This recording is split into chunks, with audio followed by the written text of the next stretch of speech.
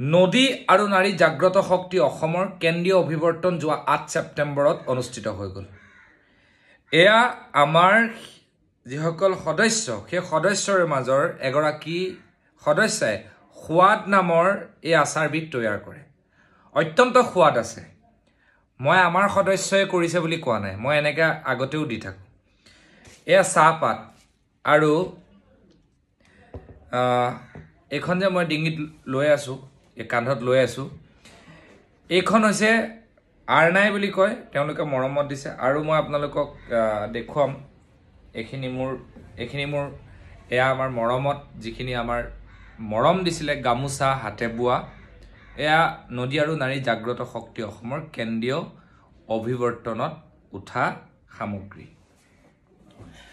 বহুতে প্ৰশ্ন কৰিছিলে যে এই সভাখন কেনেকুৱা। এই সভাখন প্ৰথমতেই নামঘৰত সেৱা লৈ এই সভাখন আৰম্ভ হ'ল। অসমৰ বিভিন্ন গুণী মানী ব্যক্তিক নিমন্ত্ৰণ জনোৱা হ'ল। বহু সংখ্যক আহিল, বহু সংখ্যক নাহিল। সংবাদ মাধ্যমক খবৰ দিয়া হ'ল, পত্ৰ প্ৰেৰণ কৰা হ'ল, কিছুমান আহিল, কিছুমান নাহিল। আচলতে কিছুমান ডাঙৰ ডাঙৰ সংবাদ মাধ্যমৰ হয়তো সময় নহয় এনেকুৱা ধৰণৰ বাৰ্তাবোৰ প্ৰচাৰ কৰিব। আমি কি কৰিছিলোঁ, আমি নামঘৰত সেৱা লৈছিলোঁ, তাৰপিছত আমি আমাৰ সভা আৰম্ভ কৰিছিলোঁ। অসমৰ দূৰ দূৰণিৰ পৰা আমাৰ যিসকল সদস্য মানে সভাপতি সম্পাদকসকল, সেইদিনা যিহেতু আমাৰ কাৰ্যনিৰ্বাহ বৈঠকো আছিল, আহি উপস্থিত হৈছিলে। অসমৰ বিভিন্ন ঠাইৰ ব্যক্তিসকল আহি আমাৰ মাজত উপস্থিত হৈছিল।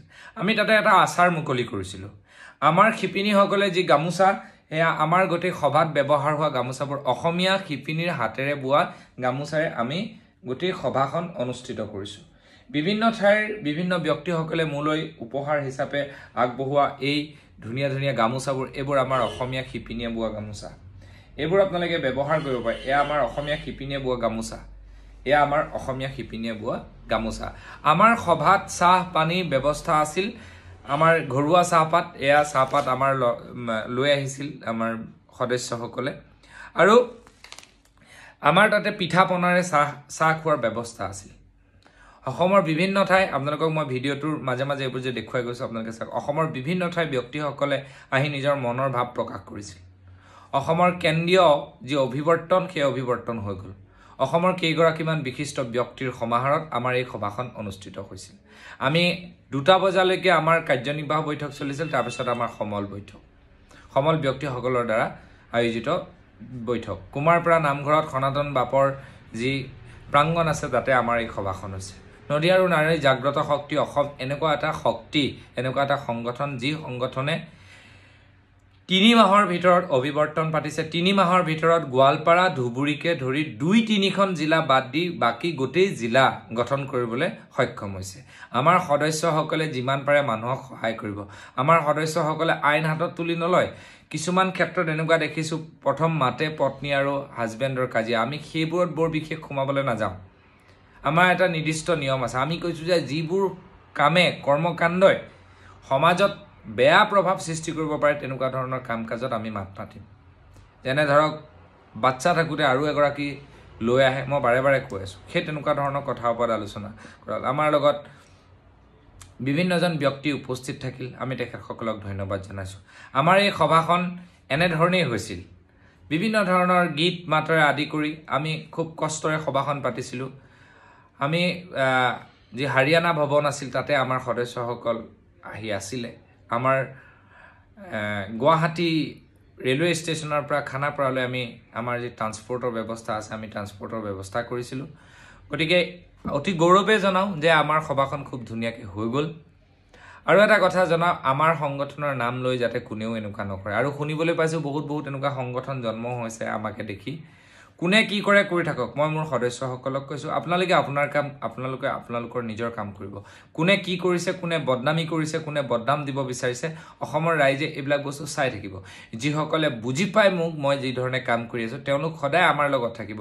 আমাক বিভিন্ন প্ৰৰোচনা কিবা কিবি কৰিব পাৰে। আৰু মই এইখিনিতে অসম আৰক্ষীকো প্ৰশ্ন কৰিম যে কিছুমান মানুহক আপোনালোকে এতিয়াও আপোনালোকৰ আওতালৈ অনা নাই। ইয়াৰ উত্তৰ বিচাৰি যাম আমি সময় আছে, আমি যাম। কি কাৰণে সমাজত বেয়া প্ৰভাৱ পেলাব পৰা ব্যক্তিক আপোনালোকে এতিয়ালৈকে এৰেষ্ট কৰিব পৰা নাই। ঠিক আছে, এইবিলাক বিষয়ে আমি আলোচনা কৰিম।